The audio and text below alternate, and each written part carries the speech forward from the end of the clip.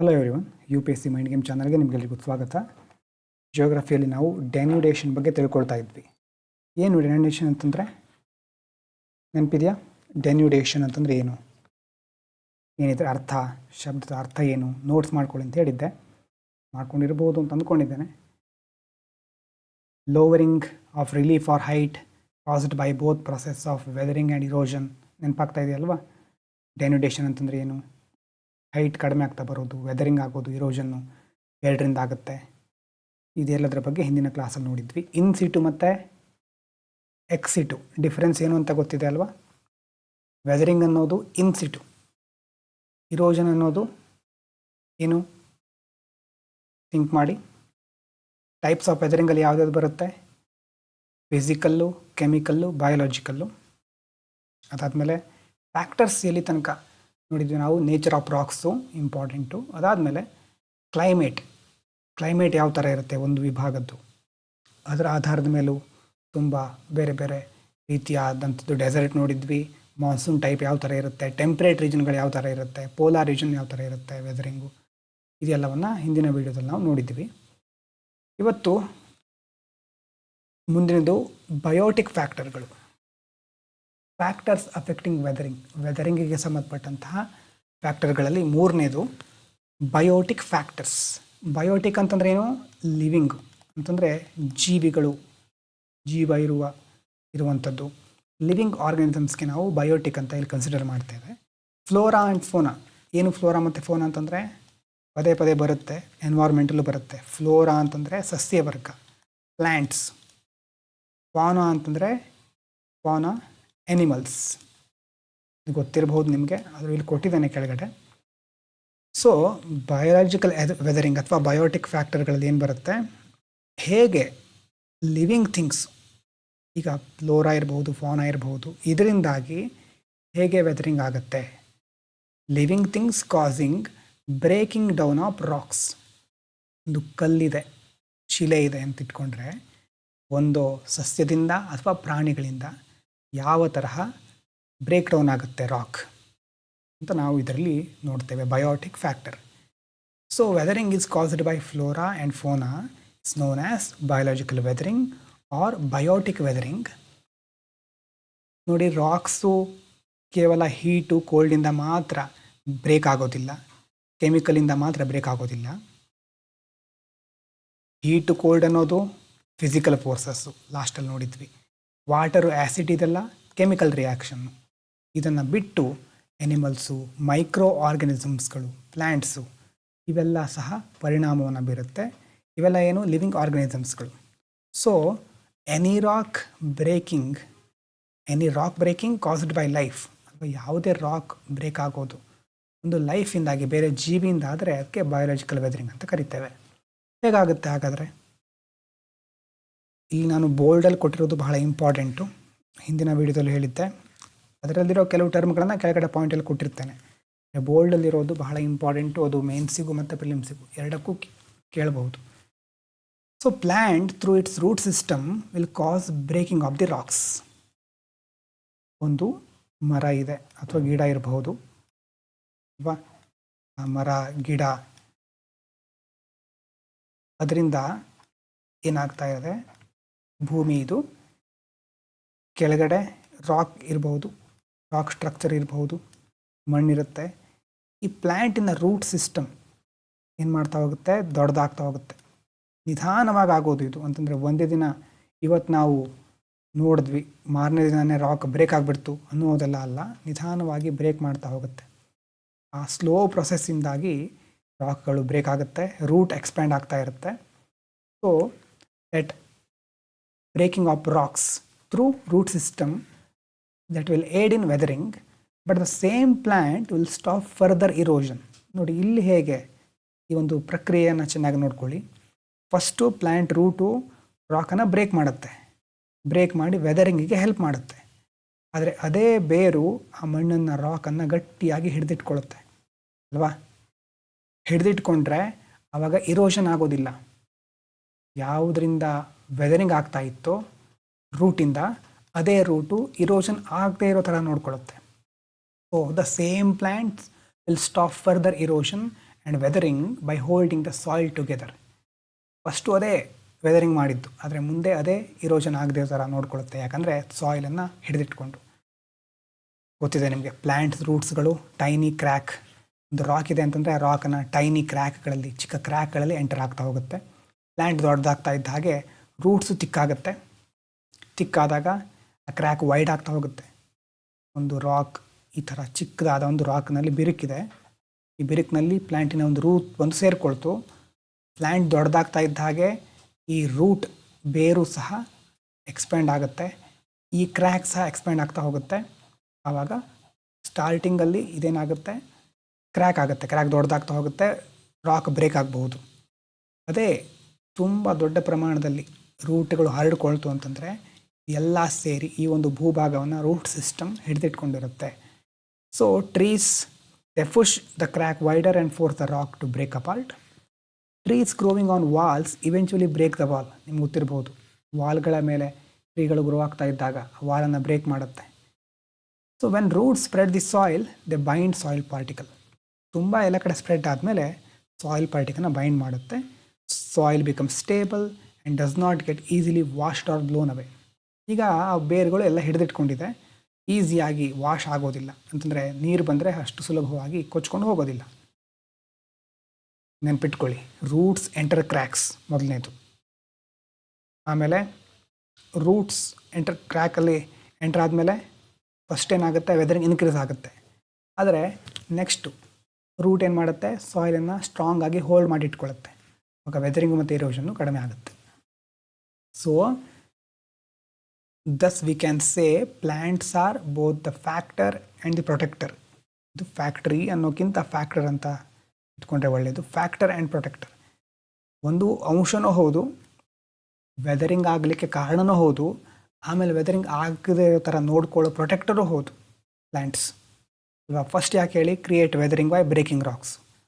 First break ಮಾಡುತ್ತೆ, ಅದಾದಮೇಲೆ ಆ ಬ್ರೇಕ್ ಮಾಡಿರೋ ರಾಕ್ಗಳನ್ನು ಹಿಡಿದಿಟ್ಕೊಂಡು the plants will prevent weathering and erosion by protecting soil.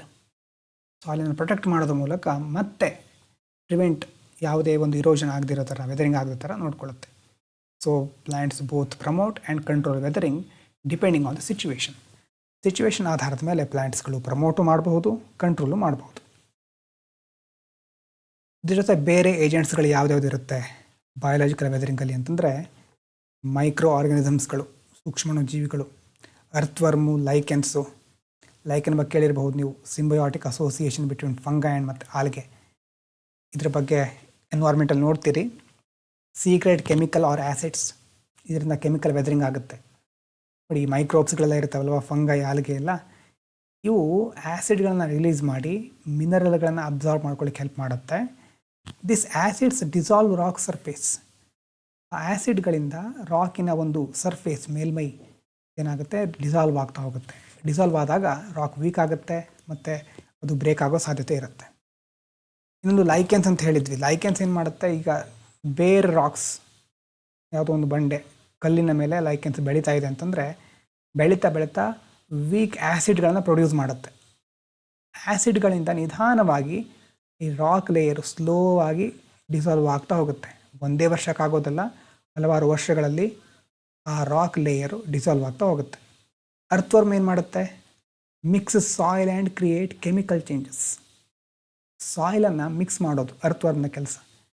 Soil mix ಆದಾಗ ಮೇಲುಗಡೆ ಪದರ ಕೆಳಗಿನ ಪದರಕ್ಕೆ ಹೋಗಿ ಸೇರಿಕೊಳ್ಳುತ್ತೆ. ನಾವು ಉಳುಮೆ ಅಂತ ಹೇಳ್ತೇವೆ. ರೈತ ಭೂಮಿಯನ್ನು ಉಳ್ತಾನೆ ಅಥವಾ ನೇಗಿಲಿಂದ ಉಳ್ತೇವೆ, ಇಲ್ಲ ಉಳುಮೆ ಮಾಡ್ತೇವೆ.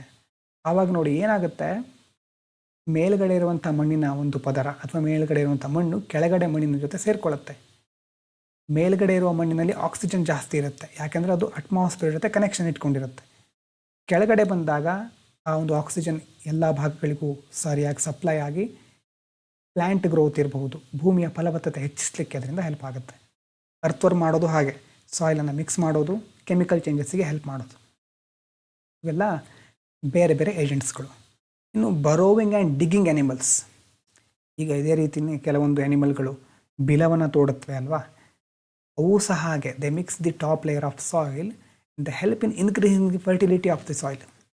ಮಣ್ಣಿನ ಫರ್ಟಿಲಿಟಿಯನ್ನು ಜಾಸ್ತಿ ಮಾಡಲಿಕ್ಕೆ ಹೆಲ್ಪ್ ಮಾಡುತ್ತೆ. ಉದಾಹರಣೆಗೆ ಯಾವುದು, ರ್ಯಾಬಿಟ್ಸು, ರ್ಯಾಟ್ಸು, ಮಾಲ್ಸ್, ಆ್ಯಂಡ್ಸ್ ಇದೆಲ್ಲ ಸಾಯಿಲ್ ಇದೆ ಅಂತಂದರೆ ಫಸ್ಟ್ ಭೂಮಿ ಮೇಲುಗಡೆ ಇರುತ್ತೆ, ಅಲ್ಲೇ ಬಿಲ ತೋಡ್ತಾ ಇರೋದು. ಬಿಲ ತೋಡಿ ತಮ್ಮ ಮನೆಗಳನ್ನು ಮಾಡ್ಕೊಳ್ಳುತ್ತವೆ ಎಷ್ಟೋ ಪ್ರಾಣಿಗಳು ಅಲ್ವಾ. ಹಾಗಾಗಿ ಆವಾಗ ಬಿಲ ತೋಡಬೇಕಾದ್ರೆ, ಸಾಯಿಲ್ ಡಿಗ್ ಮಾಡಬೇಕಾದ್ರೆ ಕೆಲವು ರಾಕ್ಗಳನ್ನು ಬ್ರೇಕ್ ಮಾಡುತ್ತೆ. ಈ ಒಂದು ಬಿಲದಲ್ಲೇ ಮಳೆಗಾಲದಲ್ಲಿ ನೀರು ಹೋಗಿ ಸೇರಿಕೊಳ್ಳುತ್ತೆ, ಗಾಳಿ ಹೋಗಿ ಸೇರಿಕೊಳ್ಳುತ್ತೆ. ಆ ಗಾಳಿ ನೀರಿನಿಂದಾಗಿ ಒಳಗಡೆ ಇರುವಂಥ ಮಣ್ಣು ವೆದರಿಂಗ್ ಆಗೋದು ಅಥವಾ ಸಾಯಿಲ್ ಫರ್ಟಿಲಿಟಿ ಎರಡೂ ಜಾಸ್ತಿ ಆಗ್ತಾ ಹೋಗುತ್ತೆ. ಹಾಗೆ ಅದರ್ ಏಜೆಂಟ್ಸಲ್ಲಿ ಈ ಆರ್ಗನಿಸಮ್ಸ್ಗಳು ಕೆಲವು ಪ್ರಾಣಿಗಳೆಲ್ಲ ಬರ್ತಾ ಹೋಗುತ್ತೆ. ಅದರಲ್ಲೂ ಮುಖ್ಯವಾಗಿ ನೋಡಿ, ಮಾಡರ್ನ್ ಹ್ಯೂಮನ್ ಬೀಯಿಂಗ್, ಈಗಿನ ಕಾಲದ ಮನುಷ್ಯರು, ಎಕಾನಾಮಿಕ್ ಮತ್ತು industrial man has accelerated the rate of weathering by constructing roads in the hilly regions.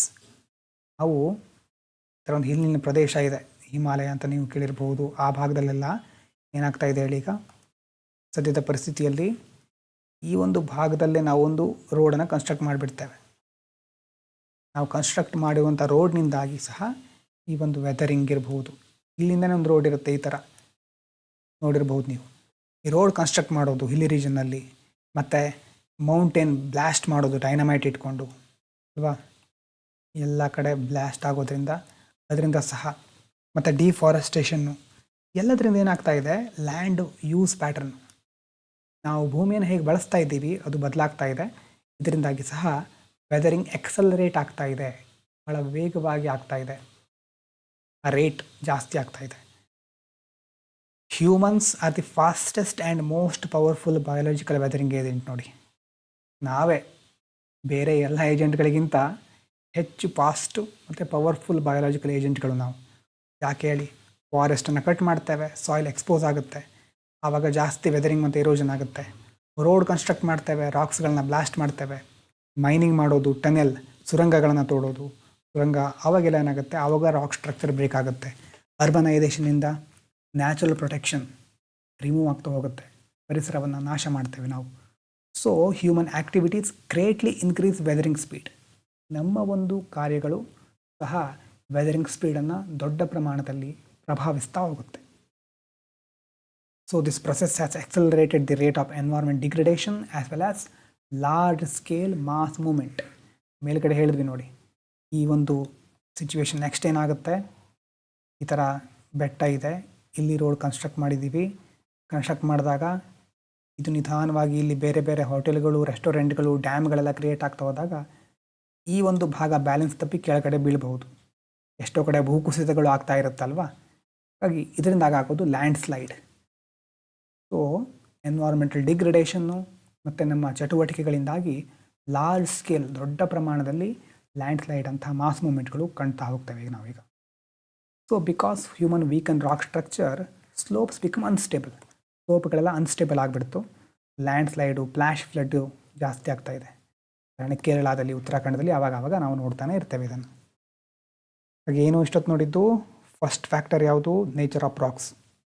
Second factor climate. ಮೂರನೇದು ಬಯೋಟಿಕ್ ಫ್ಯಾಕ್ಟರ್. ಬಯೋಟಿಕ್ ಅಂತಂದರೆ ಪ್ರಾಣಿಗಳಿಂದ ಆಗಿರಬಹುದು, ಸಸ್ಯಗಳಿಂದ ಆಗಿರಬಹುದು.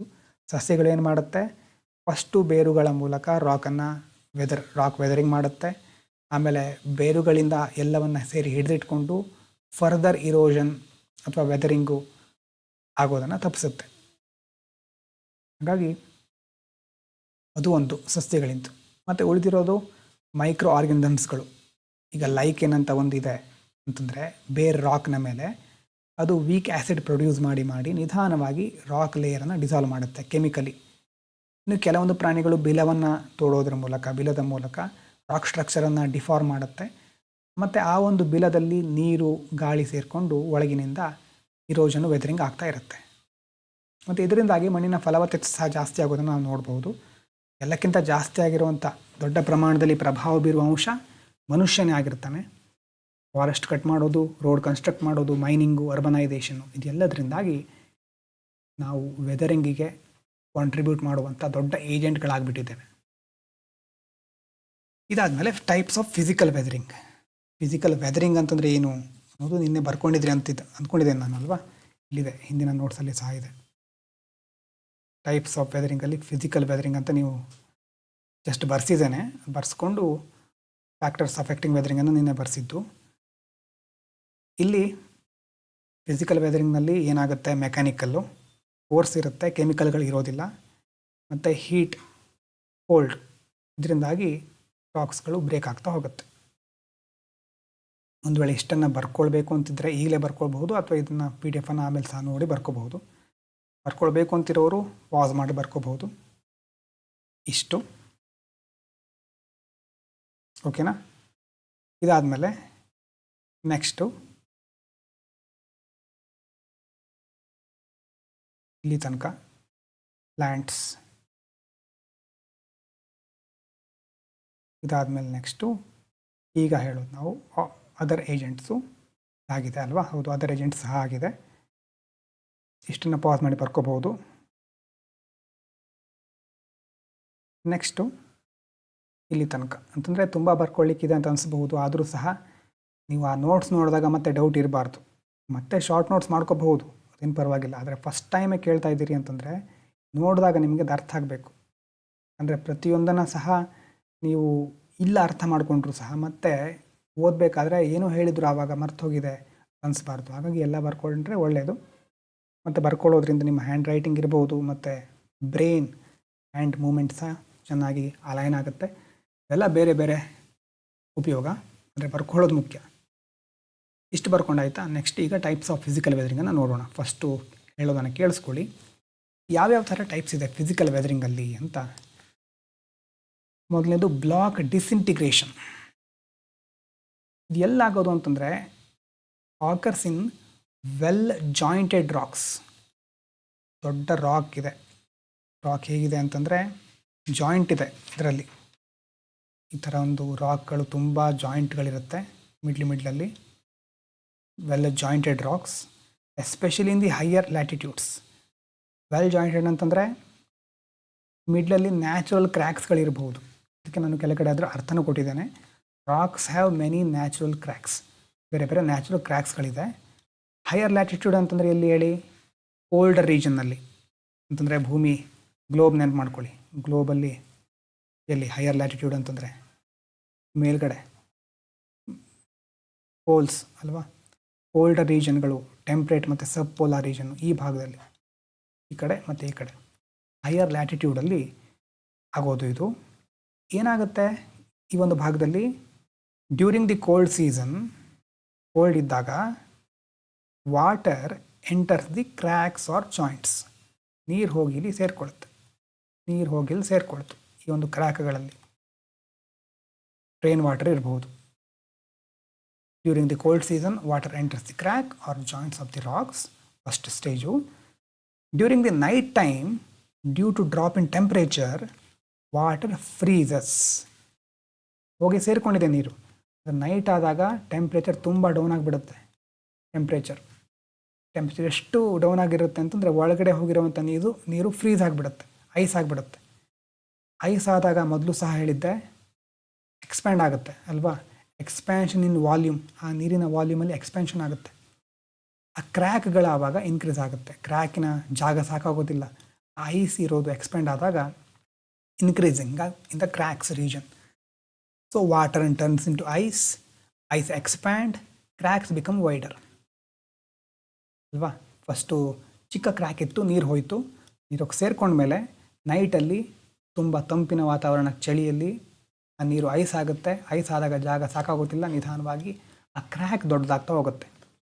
So this process of freeze and thaw action, freeze ಮತ್ತು thaw ಅಂತ ಕರಿತೇವೆ ಇದಕ್ಕೆ. Action of water occurs every day enlarging the cracks on the joints.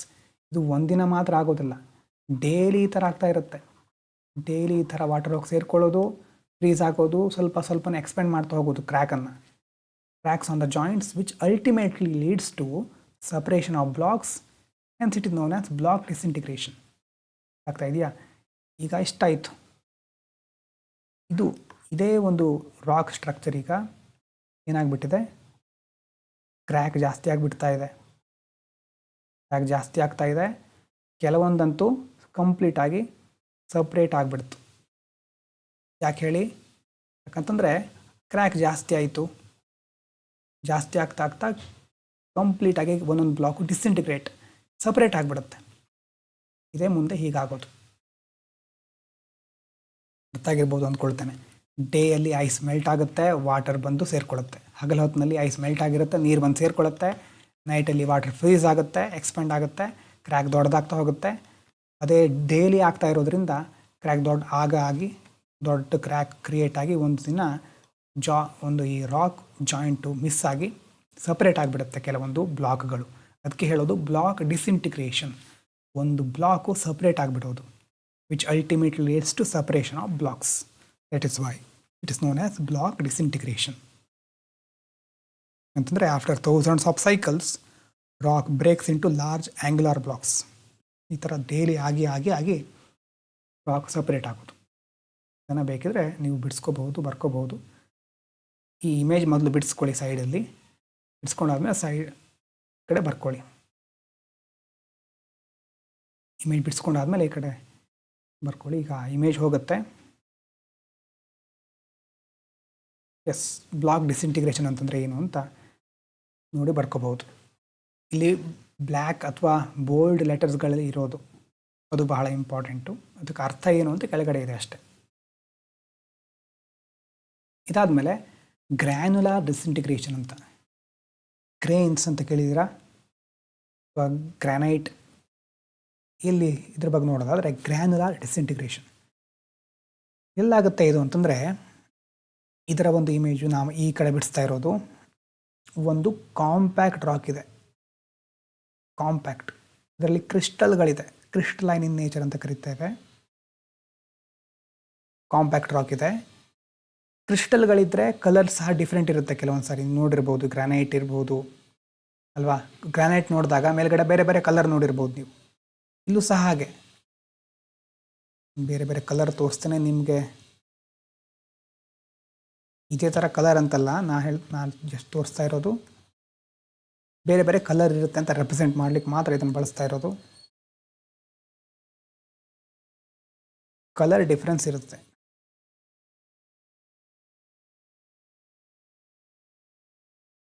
Granite ರಾಕ್ನ ನೆನಪು ಮಾಡ್ಕೊಳ್ಳಿ.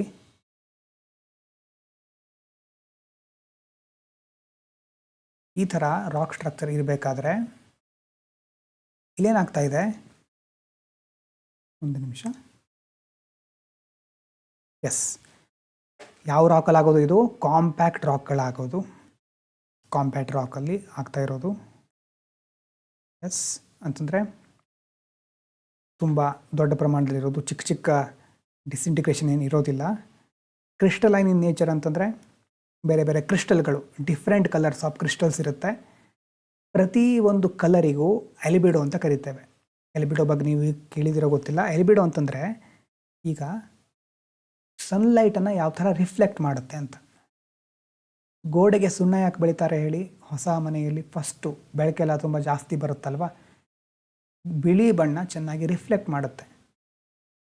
ಸೂರ್ಯನ ಬೆಳಕನ್ನು ರಿಫ್ಲೆಕ್ಟ್ ಮಾಡಿದಾಗ ಅದರಿಂದ ಬರುವಂತಹ ಒಂದು ಶಾಖ ಅಥವಾ ಶಾಖವನ್ನು ಹೀರಿಕೊಳ್ಳುವಂಥ ಕೆಪಾಸಿಟಿ ಜಾಸ್ತಿ ಇರುತ್ತೆ ಆ ಬಣ್ಣ. ಮತ್ತು ಅದ್ರ ಜೊತೆ ಎಬಿಲಿಟಿ ಆಫ್ ರಿಫ್ಲೆಕ್ಟಿಂಗ್ ಸನ್ಲೈಟನ್ನು ರಿಫ್ಲೆಕ್ಟ್ ಮಾಡುವಂಥ ಎಬಿಲಿಟಿಗೆ ನಾವು ಎಲಿಬಿಡೋ ಅಂತ ಕರಿತೇವೆ. ಇಲ್ಲಿ ಇನ್ಸೋಲೇಷನ್ ಅಂತ ಒಂದು ಟರ್ಮ್ ಸಹ ಬರುತ್ತೆ, ಇನ್ಕಮಿಂಗ್ ಸೋಲಾರ್ ರೇಡಿಯೇಷನ್ ಅಂತ. ನಾವು ಕ್ಲೈಮೇಟಾಲಜಿಲಿ ಡೀಟೇಲಾಗಿ ನೋಡ್ತೇವೆ. ಇನ್ಕಮಿಂಗ್ ಸೋಲಾರ್ ರೇಡಿಯೇಷನನ್ನು, ಸನ್ಲೈಟನ್ನು ಯಾವ ಪ್ರಮಾಣದಲ್ಲಿ ರಿಫ್ಲೆಕ್ಟ್ ಮಾಡುತ್ತೆ ಅಂತ ಹೇಳೋದು ಎಲಿಬಿಡೋ. ಇಲ್ಲಿ ಏನಾಗ್ತಾ ಇದೆ, ಒಂದು ರಾಕ್ ಇದೆ, ರಾಕ್ನ ಮೇಲೆ ಬೇರೆ ಬೇರೆ ಕಲರ್ ಇದೆ. ಯಾಕಂದರೆ ಕ್ರಿಸ್ಟಲ್ಗಳು ಬೇರೆ ಬೇರೆ ಇದೆ. ಕ್ರಿಸ್ಟಲ್ ಬೇರೆ ಬೇರೆ ಇರೋದ್ರಿಂದ ಅದಕ್ಕೆ ಸಂಬಂಧಪಟ್ಟ ಕಲರ್ ಯಾವುದಿರುತ್ತೋ ಅದರ ಆಧಾರದ ಮೇಲೆ ಸನ್ಲೈಟು ರಿಫ್ಲೆಕ್ಟ್ ಆಗ್ತಾ ಇರುತ್ತೆ. ಡಿಫ್ರೆಂಟ್ ಮಿನರಲ್ಗಳಿರುತ್ತೆ, ಡಿಫ್ರೆಂಟ್ ಕಲರ್ ಇರುತ್ತೆ. ಸೊ ಎಲಿಬಿಡೋ ಬೇರೆ ಬೇರೆ ಇರೋದ್ರಿಂದ ರಿಫ್ಲೆಕ್ಟ್ ಮಾಡ್ಕೊಳ್ಳುವಂಥ ಕೆಪಾಸಿಟಿನೂ ಜಾಸ್ತಿ ಇರ್ತಾ ಹೋಗುತ್ತೆ.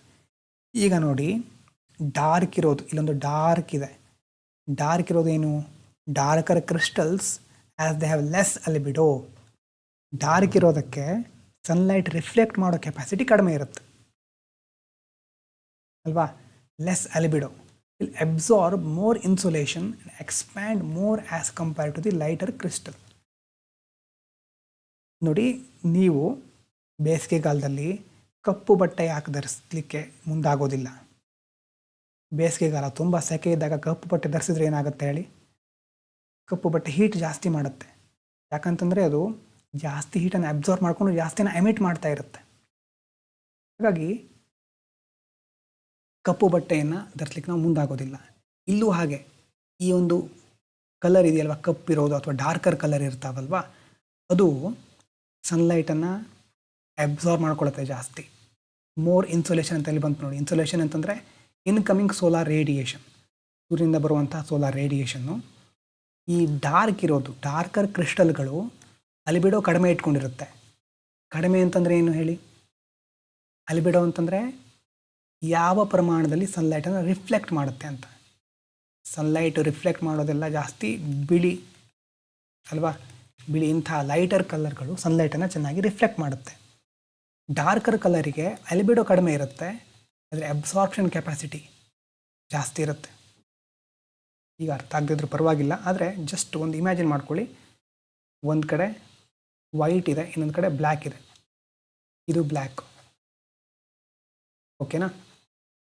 ಒಂದು ಕಡೆ ವೈಟ್, ಇನ್ನೊಂದು ಕಡೆ ಬ್ಲ್ಯಾಕ್ ಇದೆ. ಅಲಿಬಿಡೋ ಅಂತ ಬಂದಾಗ, ಅಲಿಬಿಡೋ ಅಂತಂದರೆ ಸನ್ಲೈಟನ್ನು ರಿಫ್ಲೆಕ್ಟ್ ಮಾಡೋದು. ಯಾವುದು ಜಾಸ್ತಿ ರಿಫ್ಲೆಕ್ಟ್ ಮಾಡುತ್ತೆ, ವೈಟಾ ಬ್ಲ್ಯಾಕಾ? ನೀವೇ ಹೇಳಬೇಕು. ಗೋಡೆಗೆ ಕಪ್ಪು ಬಣ್ಣ ಬೆಳೆದ್ರೆ ಒಳ್ಳೆ ಬೆಳಕು ಬರುತ್ತಾ, ಬಿಳಿ ಬಣ್ಣ ಬೆಳೆದ್ರೆ ಒಳ್ಳೆ ಬೆಳಕು ಬರುತ್ತಾ? ಥಿಂಕ್ ಮಾಡಿ. ಅದರ ಆಧಾರದ ಮೇಲೆ ನೀವೇ ಆನ್ಸರ್ ಮಾಡ್ಕೋಬೇಕು. ಸೊ ಅಲಿಬಿಡೋ ಅಂತಂದರೆ ಸನ್ಲೈಟನ್ನು ರಿಫ್ಲೆಕ್ಟ್ ಮಾಡೋದು. ಸನ್ಲೈಟ್ ರಿಫ್ಲೆಕ್ಟ್ ಯಾವುದ್ರಲ್ಲಿ ಜಾಸ್ತಿ ಆಗುತ್ತೆ? ಓಕೆ, ಈಗ ಜಾಸ್ತಿ ಹೀಟನ್ನು ಹಿಡಿದಿಟ್ಕೊಂಡಿರೋದು ಯಾವುದು? ಇಲ್ಲಿ ನೀವು ವೈಟ್ ಬಟ್ಟೆ ಧರಿಸಿದ್ರೆ ಹೀಟ್ ಜಾಸ್ತಿ ಆಗುತ್ತಾ, ಕಪ್ಪು ಬಟ್ಟೆ ಧರಿಸಿದ್ರೆ ಹೀಟ್ ಜಾಸ್ತಿ ಆಗುತ್ತಾ? ನೆನ್ಪು ಮಾಡ್ಕೊಳ್ಳಿ. ಕಪ್ಪನ್ನು ಧರಿಸಿದ್ರೆ, ಕಪ್ಪು ಬಟ್ಟೆ ಧರಿಸಿದಾಗ ಅದು ಹೀಟನ್ನು ಜಾಸ್ತಿ ಅಬ್ಸಾರ್ಬ್ ಮಾಡಿಕೊಂಡು ಎಮಿಟ್ ಮಾಡ್ತಾ ಇರುತ್ತೆ. ಇಲ್ಲೂ ಸಹ ಹಾಗೆ ಒಂದು ಬಂಡೆಯ ಮೇಲೆ ಬೇರೆ ಬೇರೆ ಕಲರ್ಗಳಿದೆ. ಯಾವುದು ಡಾರ್ಕರ್ ಇರುತ್ತೋ, ಡಾರ್ಕರ್ ಕಲರ್ ಇರೋದು ಜಾಸ್ತಿ ಸೂರ್ಯನ ಬೆಳಕನ್ನು, ಇನ್ಸೋಲೇಷನನ್ನು ಅಬ್ಸಾರ್ಬ್ ಮಾಡ್ಕೊಳ್ಳುತ್ತೆ. ಸೂರ್ಯನ ಬೆಳಕನ್ನು ಜಾಸ್ತಿ ಅಬ್ಸಾರ್ಬ್ ಮಾಡಿಕೊಂಡಾಗ ಹೀಟ್ ಜಾಸ್ತಿ ಆಗುತ್ತಲ್ವ. ಹೀಟ್ ಜಾಸ್ತಿ ಆದರೆ ಏನಾಗುತ್ತೆ? ಹೀಟ್ ಅಂತಂದರೆ ಎಕ್ಸ್ಪ್ಯಾಂಡ್ ಆಗುತ್ತೆ. ಲೈಟರ್ ಕಲರಿಗೆ ಹೋಲಿಸಿದ್ರೆ ಡಾರ್ಕರ್ ಕಲರು ಬೇಗ ಎಕ್ಸ್ಪ್ಯಾಂಡ್ ಆಗುತ್ತೆ. So dark minerals absorb heat and expand more. ಇಲ್ಲಿರುವಂಥ ಕ್ರಿಸ್ಟಲ್ಗಳು, ಮಿನರಲ್ಗಳು ಯಾವುದು ಡಾರ್ಕ್ ಇರುತ್ತೋ ಅವು ಜಾಸ್ತಿ ಹೀಟನ್ನು ಅಬ್ಸಾರ್ಬ್ ಮಾಡ್ಕೊಳ್ಳುತ್ತೆ, ಬೇಗ ಎಕ್ಸ್ಪ್ಯಾಂಡ್ ಆಗುತ್ತೆ. ಲೈಟ್ ಮಿನರಲ್ಗಳು ರಿಫ್ಲೆಕ್ಟ್ ಮಾಡ್ಕೊಬಿಡುತ್ತೆ, ಹೀಟನ್ನು ರಿಫ್ಲೆಕ್ಟ್ ಮಾಡಿ ಕಡಿಮೆ ಎಕ್ಸ್ಪ್ಯಾಂಡ್ ಆಗುತ್ತೆ. ಸೊ ಒಂದು ಕಡೆ ಈ ಥರ ಡಾರ್ಕರ್ ಇದೆ, ಒಂದು ಕಡೆ ಲೈಟರ್ ಇದೆ, ಓಕೆನಾ? ಈಗ ಡಿಫರೆನ್ಷಿಯಲ್ ಎಕ್ಸ್ಪ್ಯಾನ್ಷನ್ ಆ್ಯಂಡ್ ಕಾಂಟ್ರಾಕ್ಷನ್ ಆಗ್ತಾ ಇದೆ. ಡಾರ್ಕ್ ಇರೋದು ಬೇಗ ಎಕ್ಸ್ಪ್ಯಾಂಡ್ ಆಗ್ತಾ ಇದೆ, ಲೈಟ್ ಇರೋದು ಅಷ್ಟು ಬೇಗ ಎಕ್ಸ್ಪ್ಯಾಂಡ್ ಆಗ್ತಾ ಇಲ್ಲ. ಆವಾಗ ಏನಾಗುತ್ತೆ? Rocks resulting in to loosening of dark crystal causing crystalline disintegration. ಯಾವುದು ಡಾರ್ಕ್ ಇರುತ್ತೋ ಅದು ಲೂಸ್ ಆಗ್ತಾ ಹೋಗುತ್ತೆ. ಆ ಒಂದು ಭಾಗ ಬಹಳ ಬೇಗ ಕಲ್ಲಿನಿಂದ ಬೇರೆ ಆಗುತ್ತೆ. ಅರ್ಥ ಆಗ್ತಾ ಇದೆಯಾ? Resulting in to loosening of darker crystal. Darker ಕ್ರಿಸ್ಟಲ್ಗಳು ಲೂಸ್ ಆಗಿ ಬಿದ್ದು ಹೋಗುತ್ತೆ ಅಂತ ಆ ರೀತಿ ಇಮೇಜನ್ ಮಾಡ್ಕೊಳ್ಳಿ. ಅದಕ್ಕೆ ನಾವೇನಂತ ಕರಿತೇವೆ? ಕ್ರಿಸ್ಟಲೈನ್ ಡಿಸ್ಇಂಟಿಗ್ರೇಷನ್ ಅಥವಾ ಗ್ರ್ಯಾನ್ಯುಲರ್ ಡಿಸ್ಇಂಟಿಗ್ರೇಷನ್. ಯಾಕಂತಂದರೆ ಡಿಫ್ರೆಂಟ್ ಮಿನರಲ್ಗಳಿದೆ, ಹಾಗಾಗಿ ಎಕ್ಸ್ಪ್ಯಾಂಡ್ ಆಗೋದು, ಕಾಂಟ್ರಾಕ್ಟ್ ಆಗೋದು ಸಹ ಡಿಫ್ರೆಂಟ್ ಆಗಿರುತ್ತೆ. ಅದರಿಂದ ಇಂಟರ್ನಲ್ ಸ್ಟ್ರೆಸ್ ಕ್ರಿಯೇಟ್ ಆಗುತ್ತೆ. Rocks breaks grain by grain, part by part ಅಂತ ಹೇಳ್ಬೋದು, ಅಥವಾ ಒಂದು ಗ್ರೇನ್ಸ್ ಚಿಕ್ಕ ಚಿಕ್ಕ ಪಾರ್ಟ್ಗಳಾಗಿ, ತುಂಡುಗಳಾಗಿ ರಾಕ್ಸು ಡಿಸಿಂಟಿಗ್ರೇಟ್ ಆಗುತ್ತೆ. Instead of big rocks sand like particle, ಇಡೀ ಕಲ್ಲೇ ಸಪ್ರೇಟ್ ಆಗೋದಲ್ಲ. ಯಾವುದು ಡಾರ್ಕ್ ಇದೆಯೋ, ಡಾರ್ಕ್ ಇರೋದು ಜಾಸ್ತಿ ಅಬ್ಸಾರ್ಬ್ ಮಾಡಿಕೊಂಡು ಎಕ್ಸ್ಪ್ಯಾಂಡ್ ಆಗುತ್ತೆ, ಎಕ್ಸ್ಪ್ಯಾಂಡ್ ಆಗಿ ಅದು ಸಪ್ರೇಟ್ ಆಗೋದು. ಎಲ್ಲಿ ಬರ್ಬೋದು ಇದು ಜಾಸ್ತಿ? Common in granite desert landscape. ಮುಖ್ಯವಾಗಿ ಗ್ರಾನೈಟು ಡೆಸರ್ಟ್ ಲ್ಯಾಂಡ್ಸ್ಕೇಪಲ್ಲಿ ನಾವು ಇದನ್ನು ನೋಡ್ತಾ ಹೋಗ್ಬೋದು. ಎಸ್, ಕ್ರಿಸ್ಟಲೈನ್ ಡಿಸ್ಇಂಟಿಗ್ರೇಷನ್ ಅಥವಾ ಗ್ರ್ಯಾನ್ಯುಲರ್ ಡಿಸ್ಇಂಟಿಗ್ರೇಷನ್ ಅಂತ ಕರೀತಾರೆ. ಗೊತ್ತಾಗಿರ್ಬೋದು ಅಂದ್ಕೊಂಡಿದ್ದೇನೆ. ಬರ್ಕೊಳ್ಳಿ, ಬರ್ಕೊಂಡಾಗ ಇನ್ನೂ ಸ್ವಲ್ಪ ಕ್ಲಾರಿಟಿ ಸಿಗುತ್ತೆ. ಗ್ರ್ಯಾನ್ಯುಲರ್ ಡಿಸ್ಇಂಟಿಗ್ರೇಷನ್ ಇಷ್ಟು ಬರ್ಕೊಂಡು ನೆಕ್ಸ್ಟು ಕೆಳಗೆ ಇಲ್ಲಿ ತನಕ ಬರ್ಕೊಳ್ಳಿ. ಎಸ್, ಮುಂದಿಂದು ಎಕ್ಸ್ಫೋಲಿಯೇಷನ್ ಆರ್ ಆನಿಯನ್ ಪೀಲಿಂಗ್. ಎಕ್ಸ್ಫೋಲಿಯೇಷನ್ ಎಕ್ಸ್ಪೋಲಿಯೇಷನ್ ಅಥವಾ ಆನಿಯನ್. ಈರುಳ್ಳಿ ನೋಡಿದ್ರಲ್ವಾ, ಈರುಳ್ಳಿ ಹೇಗೆ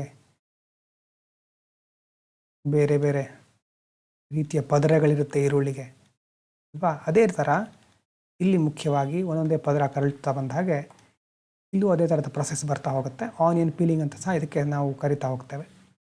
ಏನಾಗುತ್ತೆ ಇಲ್ಲಿ ನೋಡಿ, it occurs in rounded compact rock. Rounded compact rock, ಒಂದು ರೌಂಡ್ ಕಾಂಪ್ಯಾಕ್ಟ್ ರಾಕ್ ಇದೆ ಅಂತ ಇಟ್ಕೊಂಡ್ರೆ ಅಲ್ಲಾಗೋದು ಇದು. As outer layer of racks receive more insolation. ಸೂರ್ಯನ ಬೆಳಕನ್ನು ಅಥವಾ ಸೋಲಾರ್ ರೇಡಿಯೇಷನನ್ನು ಔಟರ್ ಲೇಯರ್ಗಳು ಜಾಸ್ತಿ ಪಡ್ಕೊಳ್ತಾ ಇವೆ ಅಲ್ವಾ. ಎಲ್ಲ ಕಡೆಯಿಂದ ಸೂರ್ಯನ ಕಿರಣಗಳು ಔಟರ್ ಲೇಯರ್ಗೆ ಜಾಸ್ತಿ ಬರ್ತಾ ಇದೆ. ಔಟರ್ ಲೇಯರ್ ಜಾಸ್ತಿ ಬಂದಾಗ this outer layer will expand more. Compact ರಾಕ್ಗಳಲ್ಲಿ ಔಟರ್ ಲೇಯರ್ಗಳು ಬಹಳ ಜಾಸ್ತಿ ಎಕ್ಸ್ಪ್ಯಾಂಡ್ ಆಗ್ತಾ ಇದೆ ಸ್ವಲ್ಪ ನಿಧಾನವಾಗಿ ಸೂರ್ಯನ ಕಿರಣ ಬಂದ ಹಾಗೆ. ಎಕ್ಸ್ಪ್ಯಾಂಡ್ ಆಗಿ ಏನಾಗುತ್ತೆ, expand more as compare to the inner ಲೇಯರ್ಗೆ ಕಂಪೇರ್ ಮಾಡಿದರೆ ಔಟರ್ ಲೇಯರ್ಗಳು ಎಕ್ಸ್ಪ್ಯಾಂಡ್ ಆಗ್ತಾ ಹೋಗುತ್ತೆ.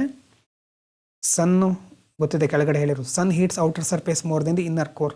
ಸೂರ್ಯನ ಶಾಖದಿಂದ ಔಟರ್ ಸರ್ಫೇಸ್ ಜಾಸ್ತಿ ಹೀಟ್ ಆಗುತ್ತೆ, ಔಟರ್ ಲೇಯರ್ ಎಕ್ಸ್ಪ್ಯಾಂಡ್ ಆಗುತ್ತೆ. ಈಗ differential expansion and contraction, same term ಮೊದಲು ಬಂತು, ಈಗೂ ಬರ್ತಾ ಇದೆ.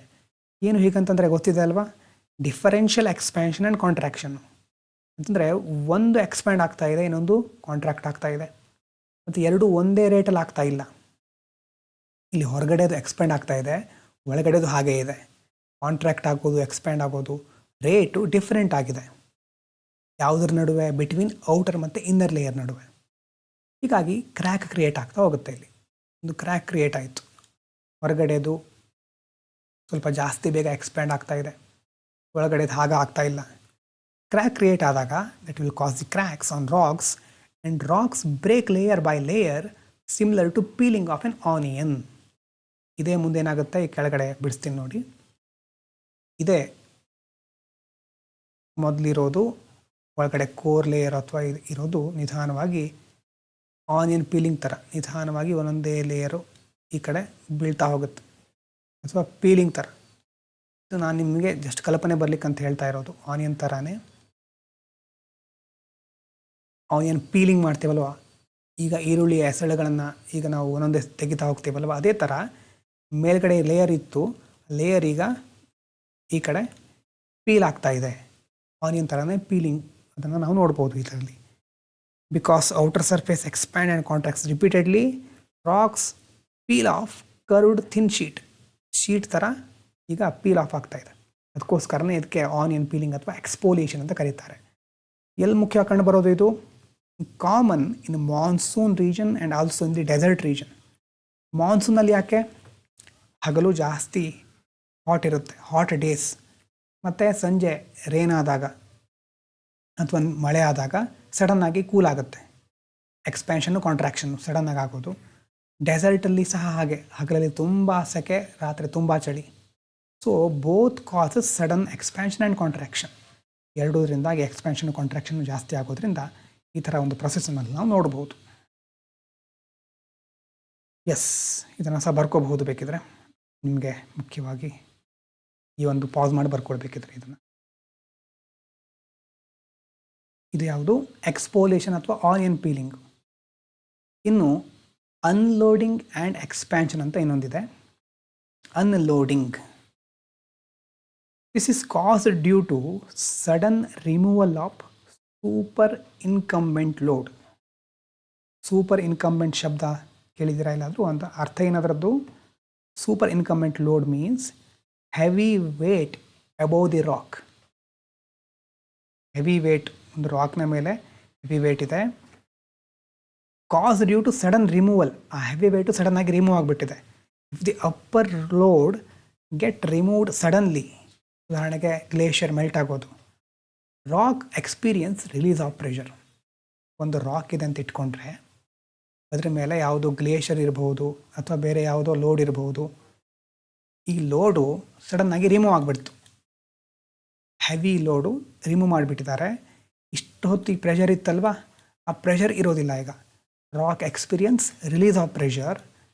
So due to unloading rock experience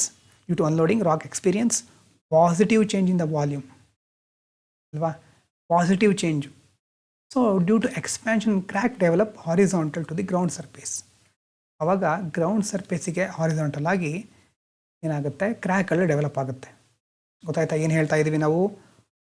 pressure ಮೊದಲು ಪ್ರೆಷರ್ ಇತ್ತು, ಬೇರೆ ಒಂದು ಲೋಡ್ ಇತ್ತು ಮೇಲೆ, ಪ್ರೆಷರ್ ಡಿಕ್ರೀಸ್ ಆಯಿತು, ರಾಕಿಗೆ ಎಕ್ಸ್ಪ್ಯಾಂಡ್ ಆಗಲಿಕ್ಕೆ ಸ್ವಲ್ಪ ಟೈಮ್ ಸಿಕ್ತು. ಈಗ ಎಕ್ಸ್ಪ್ಯಾನ್ಷನ್ ಆಗ್ತಾ ಇದೆ ಅಂತಂದರೆ ಹಾರಿಸಾಂಟಲ್ ಕ್ರ್ಯಾಕ್ಗಳು ಫಾರ್ಮ್ ಆಗ್ಬೋದು.